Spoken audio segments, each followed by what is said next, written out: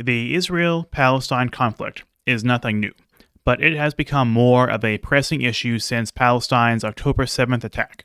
Hatred of and attacks on Jewish people are also nothing new, but there has recently been a resurgence of them. This has occurred within U.S. borders in areas such as college campuses, as well as regular everyday life. It has also been seen across the globe, as it appears that it is reaching a fever pitch. On American college campuses, anti-Semitic sentiment and protest have become en vogue. This widespread on-campus sentiment, in part, stems from the professors, who play an important role in shaping their students' minds. College students are impressionable. When you speak to them, they do not tend to have a good grasp on complicated issues such as the Israel-Palestine conflict. Due to this, their opinions are crafted by their professors who often encourage activism, often with a Marxist us versus them, oppressed versus oppressor mentality. With the Jews' relative success in so many facets of society, they're targeted as the oppressors within Marxist ideology. Here, you can not do well without taking away from others. You can only succeed by taking advantage of those that are deemed to be below you. Outside of the universities, the hatred and violence against Jewish people has taken a toll. For example, a Jewish man was murdered at an anti-Israel protest in Los Angeles after he was hit in the head by a person with a megaphone. Jewish people are even being attacked outside of protest while just going through their regular day. In Sydney, Australia, a Jewish man was hospitalized for 4 days after being beaten by a group of anti-Israel people at a suburban playground. Further instances have been seen overseas. In Dagestan, hundreds stormed an airport seeking to accost Jewish people.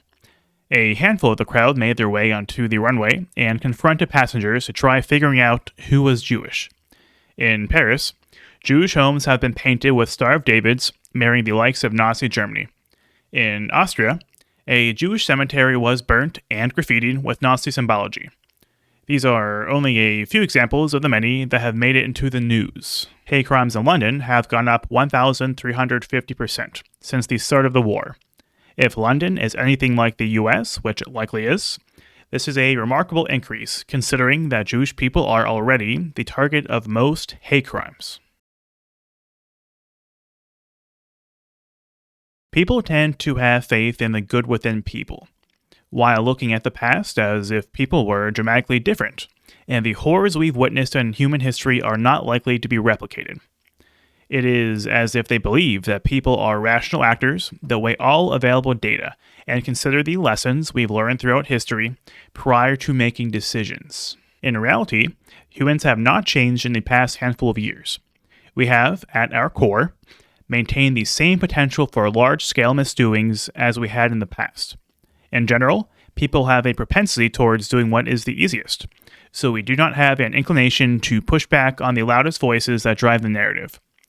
People do not like going against the grain because they do not want to look like they are in the outgroup, and do not want to stir up controversy that may get people heated. This is true not only on an individual-by-individual basis. When individuals form institutions, this behavior is presented as well. For instance, the media functions to preserve its reputation. When they do their reporting and provide their opinions, they do not seek to damage their reputation by taking a position that is counter to the leading narrative, no matter the ethical implications. So when a contemptible idea catches on because the media is afraid to refute it, people are drawn into it believing that it is the correct position. Once people see that an idea is seemingly held by enough people, they are more willing to buy into it. In turn, the media often fools themselves into honestly believing it as well. Within the context of the Israel-Palestine conflict, we are currently seeing this play out. Anti-Semitism has become strong within particular groups, and their ideas have found their way into the general population. When you turn to some cases in the media, there is not a soft, passive association with anti-Semitism. Rather, there are actual, direct expressions of anti-Semitism. The New York Times can be regarded as an example of this. When you read or watch any other coverage of the ongoing Israel-Palestine war, there is a good chance that you are consuming the coverage of an open Nazi supporter. One of their Palestine correspondents, Solomon Hiji, has a history of praising Hitler and the Holocaust as somebody and something to look up to. In 2012, Hiji wrote a post on Facebook stating, How Great You Are, Hitler, alongside a photo of Hitler. Further in 2018, he posted, I'm a tune like Hitler during the Holocaust, and praised Hamas's murdering of Israelis by rocket as the resistance. Even when this was publicly brought to the attention of the New York Times, they stood by him despite their steady publication of content against all forms of racism and other forms of discrimination, as well as their pointing of the finger at Republicans and conservatives as being the tried and true purveyors of everything immoral. There is a major split within the Democrat Party, with some blaming Israel for the attacks directed at them from Hamas. Their position is essentially, what else would you expect when you treat Palestine the way that you do? These Democrats, along with many that are more sympathetic towards Israel, are downplaying the role that Hamas has in the conflict. While many of them claim that the actions of Hamas are terrible, they are still granting them support by telling Israel to refrain from disproportionate attacks against Hamas. Much of the sentiment is because they want to protect the Palestinian people. They understand that if Israel attacks Hamas, many innocent Palestinians are going to be injured or killed. Yes, these casualties are an incredible tragedy, but Israel cannot allow their own people to become casualties by not pushing back. Hamas puts their own Palestinian people directly in the firing line, knowing that they will become a casualty. They do this so they can put out propaganda that Israel is killing innocent Palestinians. Yet, even though it is well understood that they do this, people buy into this terrorist-issued propaganda and blame Israel for not being careful enough. A recent example that has made headlines comes from Israeli intelligence. They stated that Hamas is headquartered underground Palestine's primary hospital, Al-Shifa. Knowing that Israel seeks to avoid civilian casualties, Hamas positions himself in areas such as hospitals and schools that make it tricky for Israel to attack. They even cruise around in ambulances, so when they are hit, they can spread propaganda that Israel is bombing medical assistance that is intended to help Palestinians. Additionally, the Biden administration has promised $100 million to Palestine for humanitarian aid, albeit Biden admitted himself, during a rare address from the White House, that this aid could be seized by Hamas. I understand the willingness to help innocent Palestinians in the region, but this aid presents too much of a risk to Israel. In 2021, Biden's State Department even stated that Palestinian aid is at high risk of being redirected to Hamas. Even though the Biden administration has stated their allegiance towards Israel, they have not shut off their financial assistance of Hamas's number one financier, Iran. Where their humanitarian aid only holds a potential for ending up in the hands of Hamas, granted it is a high potential, their funding of Iran has a higher likelihood of supporting Hamas's war efforts. This administration has refused to not freeze the $6 billion of Iranian money that they have control of. Even if this money somehow did not find its way to Hamas, Iran is the largest funder of terrorism across the globe. Freezing this money will irritate Iran and hurt diplomatic relations, but this is the price the U.S. will have to endure to ensure that Iran does not have more money to attack the U.S. and their allies. It is not like Iran will refrain from their support of terrorism because of this one U.S. action. They are too headstrong to change course. As strong as U.S.-Israel relations are, Democrats have not been fond of Netanyahu, their prime minister, who has been a strident leader who has aimed to protect Israel at all cost. Biden is reportedly angling Netanyahu out of his prime minister position. It is difficult to gauge what the personal relationship is like behind closed doors between the two, but just the fact that the reports exist strains the trust that these two countries have. For nearly 4 months, leading up to the October 7th attack on Israel, the Biden administration did not have an Israel ambassador. During that time, they were working with an interim ambassador. 3 weeks following the attack, Jack Lew was confirmed into the position, which has caused major pushback due to his history working with Middle East policy under the Obama administration.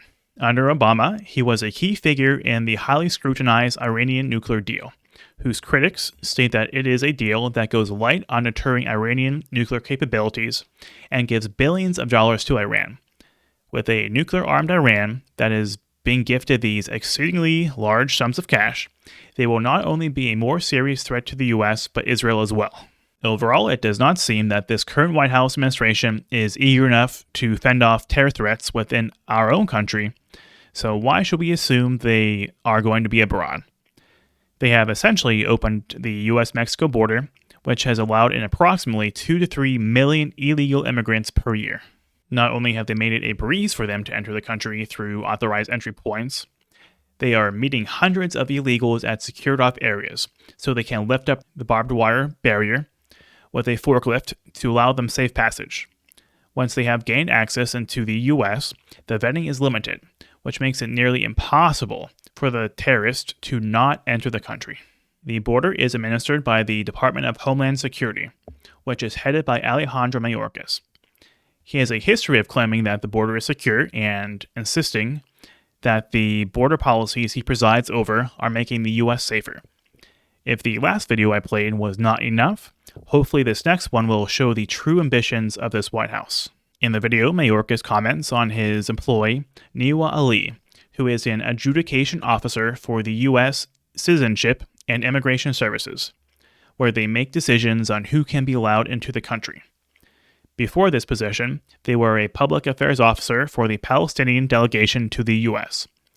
Ali has been public about their anti-Israel, pro-Hamas sentiment. For example, they cheered on the Hamas paragliders who murdered the innocent people at the Israeli Music Festival. When questioned during a Senate committee hearing by Senator Hawley about the outspoken pro-terrorist DHS employee, he becomes remarkably angry at the questioning and refuses to say whether they have been fired. How is a country supposed to function and keep its population safe if those that are running it are encouraging terrorism within its borders? Mr. Secretary, what's going on here? Is this typical of people who work at DHS? This is an asylum and immigration officer who is posting these frankly pro-genocidal slogans and images on the day that Israelis are being slaughtered in their beds. What have you done about this? 4 things I'd like to say to you. Number one, your question to suggest that that is emblematic of the men and women of the Department of Homeland Security is despicable. I'm sorry, what have you done? This person works for the Department of Homeland Security. Have you fired her? That was 1 of 4 answers. Have you fired her? 1. Have you fired her? Don't come to this hearing room when Israel has been invaded and Jewish students are barricaded in libraries in this country and cannot be escorted out because they are threatened for their lives. You have employees who are celebrating genocide, and you are saying it's despicable for me to ask the question? Has she been fired? Mr. Chairman. Mr. Secretary. After the consumption of Senator Hawley's time, I'd like to speak. Has she been fired? Robert Malley has been a major player within the Obama administration, as well as the Biden administration, when it comes to Iran. He has long been a respected Iranian strategist within the Democrat Party, but this does not mean he is good for the Israeli cause.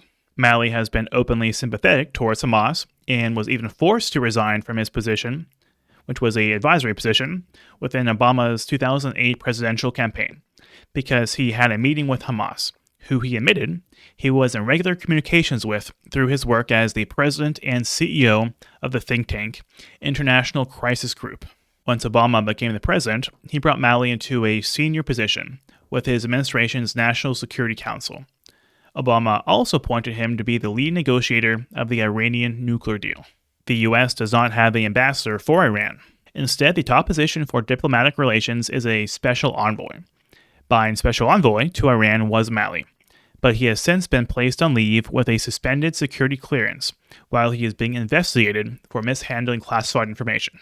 Perhaps the most shocking fact about Malley is who he has worked with inside and outside of his government roles.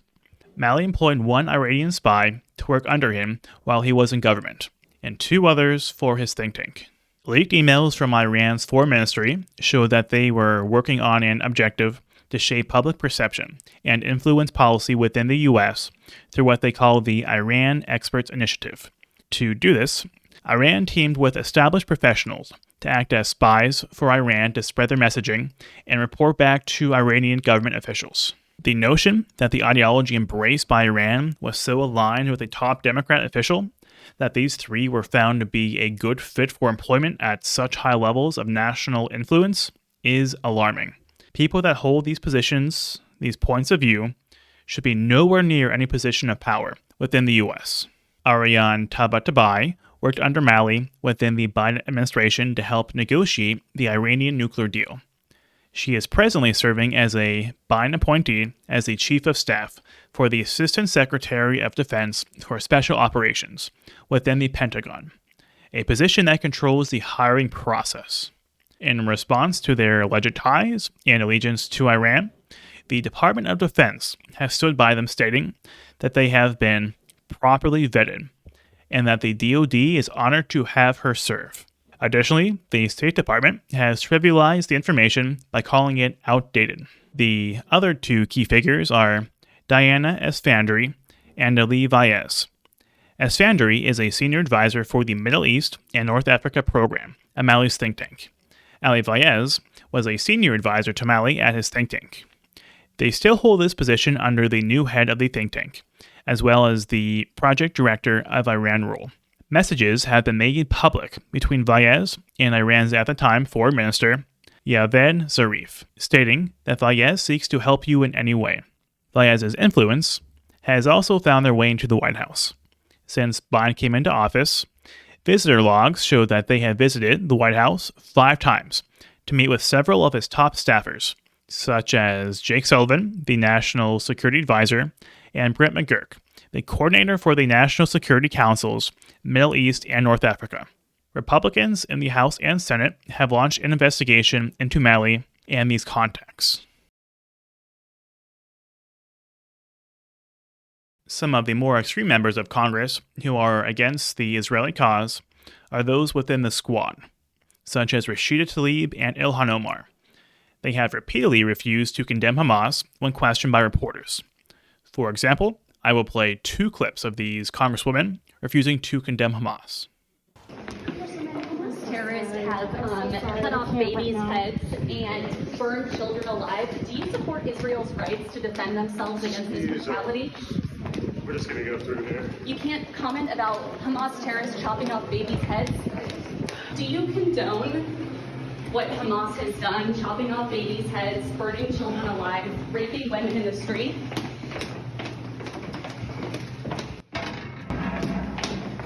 You have no comment about children's heads being chopped off?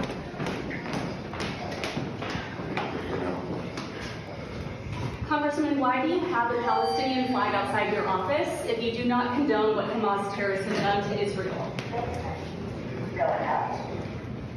Do Israeli lives not matter to you? Congressman, you called for a ceasefire. Are you okay with Hamas terrorists continuing to exist? Do you think that Israel should just lay down their arms and not try to get the hostages out of Gaza?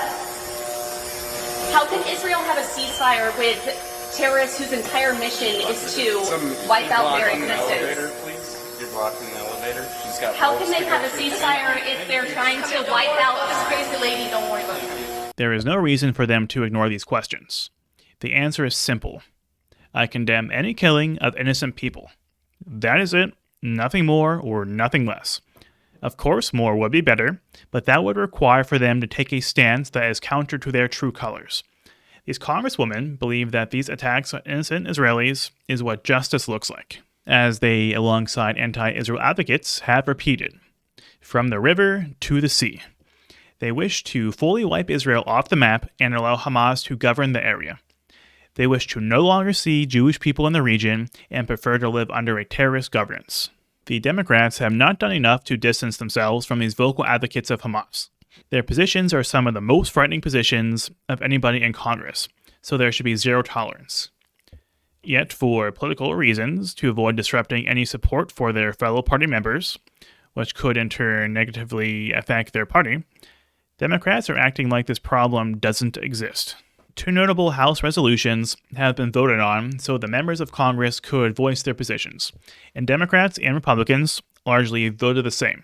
The first was House Resolution 771, which stated that they will stand with Israel against Hamas and other terrorist groups. The vote tallied to 412 yes, 10 no, and 6 present.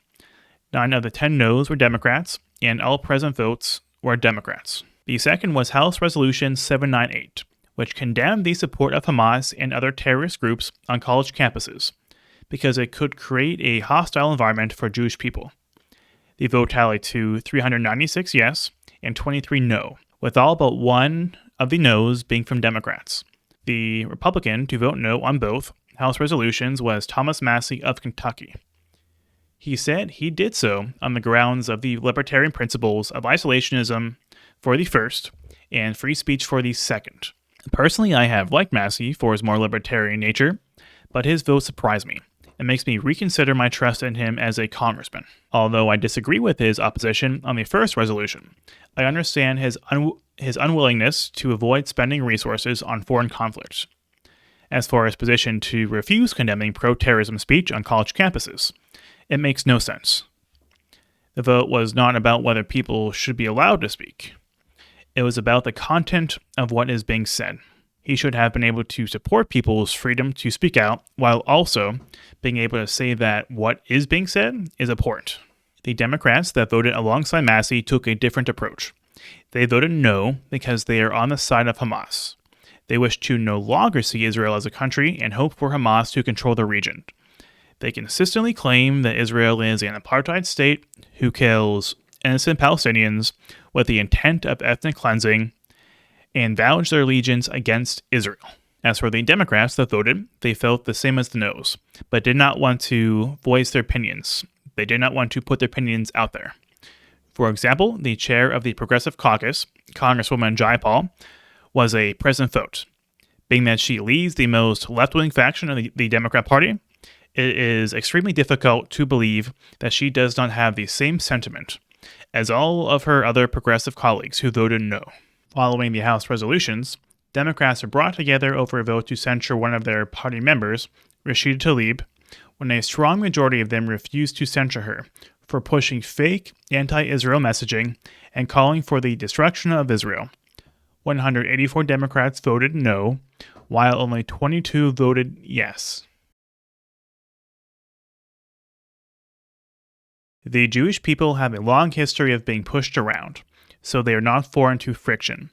After thousands of years of hostility being focused in their direction throughout all corners of the world, they have been fortunate enough to establish the State of Israel so they can consolidate, for the sake of their well-being. Considering their history and perpetual existential threat from their neighbors, they have been admirable in their restraint towards escalation.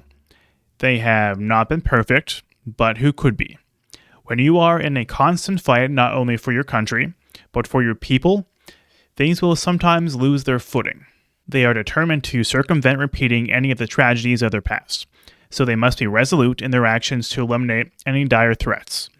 At a certain point, it becomes time to stop their strategy of containment and fully put an end to their enemies. Israel now seems to believe that this is the time. Many, most on the left side of the political aisle, support a ceasefire. But what does this mean? Yes, it advocates for an end to the current violence, but it also encourages violence in the future. If Israel gets bombarded with the most serious attack on the Jewish people since the Holocaust, are they just expected to take it, or at the very most, reciprocate with an equally painful counterattack? If Israel does not counter in order to eliminate the source of the problem, their enemies will proceed to launch more attacks. If people truly wanted the fighting to end, they would support an Israeli initiative to tear out the roots. Unless somebody is on the side that wishes to see Israel no longer remain a country, which consequently puts the Jewish population at risk for their survival, which is what many with that perspective have aspirations for. Biden, as well as his Secretary of State Blinken, have been two prominent Democrats who have called for a ceasefire. As much as they try keeping face, stating that they support Israel, their ambitions are contradictory to that mission. Israeli Prime Minister Netanyahu has acknowledged this. He has stated that Israel will not bend a knee to this idea and will keep pushing forward to ensure Israel's safety and survival. As strong of an ally the U.S. is to Israel, Netanyahu understands that the U.S. is not comprised of just one position. He is clear about how there are many within the Democrat Party who are not aligned with Israel's objectives. Even as many Democrats claim to be united with Israel, it is impossible to not notice how so many protests and large gatherings for the end of Israel and the so-called Israel allies tiptoe around their alleged contrast with them. In times of war, you do not want to dive into the dumpster fire that is politics. War is a delicate balance of life and death, so petty differences should not be a significant factor in limiting tragedy in the pursuit of peace. With that being said, I do not want my following statements to be taken as political. Joe Biden is not fit to be the leader of the U.S., which is indistinguishable from the leader of the free world. In our current times, when the world is reaching a crescendo of conflict, there needs to be a strength and stability at the top. The world is struggling to avoid a third world war, so every move on the chessboard must be made with tact and an acute attention to detail. With Biden, we are presented with the opposite. He is too elderly to keep the world safe from his position. Just by looking at his schedule, you can see that he does not have the energy to fulfill his responsibilities. And by watching him speak, it is not difficult to notice his lack of alertness and capabilities to mentally handle complex issues. Thank you for watching this video. I hope you comment below on what your thoughts are regarding this conflict. Also, make sure to like, subscribe, and share this video. Feel free to check out my channel for other political related videos. This is the Agency of Influence.